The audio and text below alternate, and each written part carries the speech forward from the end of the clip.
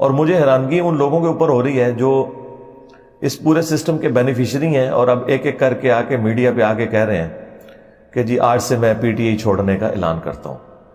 آپ ان لوگوں کی شکلیں دیکھیں, یہ لوگ آپ کو ساری پارٹیوں میں نظر آئیں گے اکا دکا کے سوا. تو اب ان کو کہیں اور ہڈی ملے گی, یہ وہاں چلے جائیں گے.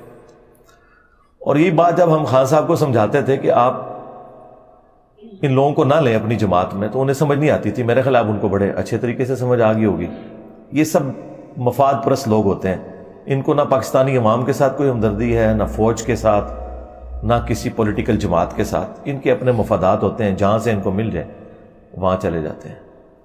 ان سے پوچھیں کہ اگر فوج کے خلاف بیانیے کی بات کی جائے تو خان صاحب کے صرف بیانات اب تو سخت نہیں آئے ہیں, وہ تو پچھلے 1 سال سے ہاتھ دھو کر فوج کے پیچھے پڑے ہوئے ہیں, جس میں سے میجورٹی باتیں تو درست تھی, لیکن کچھ باتیں انہوں نے بہت آگے جا کر ایک ریڈ لائن کو کراس کیا, جو میں ساتھ ساتھ ہائی لائٹ بھی کرتا تھا. تو اس وقت تو کسی کے اندر کوئی فوج کی محبت نہیں جاگی تھی, نہ کوئی پاکستانی عوام کی محبت جاگی تھی. یہ اچانک سے محبت جاگی ہے. وہ آپ کو پتہ چل جائے گا کچھ دنوں بعد, یہ آپ کو دوسری پارٹیوں میں ٹکٹ لے کے بیٹھے ہوئے نظر آئیں گے, اور ان پارٹیوں کو بھی خیال نہیں آئے گا کہ اس طرح کے فضلی بٹیروں کو ہم کیوں اکوموڈیٹ کر رہے ہیں.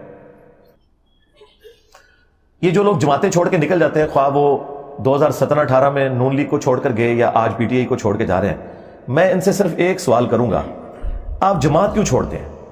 آپ کہتے ہیں ہمارا اس جماعت کے اس معاملے میں یہ اختلاف ہے. تو یہ اختلاف تو اس جماعت کے اندر بھی رہتے ہوئے ہو سکتا ہے. جماعت چھوڑنے کا مطلب یہ ہے کہ آپ اپنے ذاتی مفادات کی وجہ سے کسی دوسری جگہ جا رہے ہیں, کیونکہ جہاں آپ جا رہے ہوتے ہیں نا, وہاں کون سے فرشتے بیٹھے ہوتے ہیں؟ وہاں پہ بھی وہی لوگ بیٹھے ہوتے ہیں. تو جماعت کسی کو نہیں چھوڑنی چاہیے, اور خصوصاً جب جماعت میں برا وقت ہو اس وقت تو وہ جماعت چھوڑنی نہیں چاہیے. پھر تو یقیناً آپ کو کسی نے ہڈی ڈالی ہے. ہاں, جب اچھا وقت ہے اس وقت سارے لوگ فائدہ اٹھا رہے ہوتے ہیں, کیونکہ اس وقت بجٹ مل رہے ہوتے ہیں, ان کو پوسٹیں مل رہی ہوتی ہیں.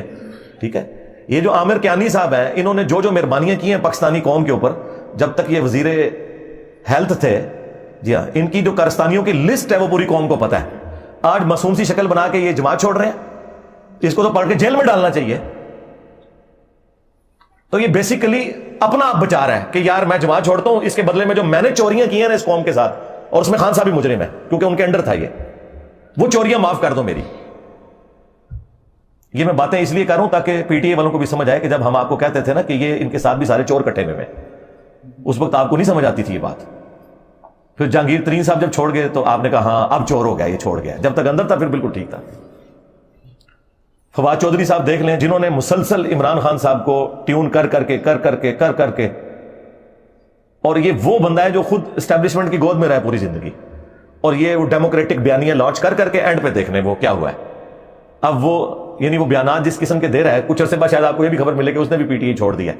ویسے اس نے مورلی تو چھوڑ دیا ہے جو کچھ اس نے بیان دیے ہیں. تو جب بھی کسی پہ برا وقت آتا ہے تو وہ خود بخود اس کے سارے وہ بیانیے, وہ سارے معاملات ختم ہو جاتے ہیں.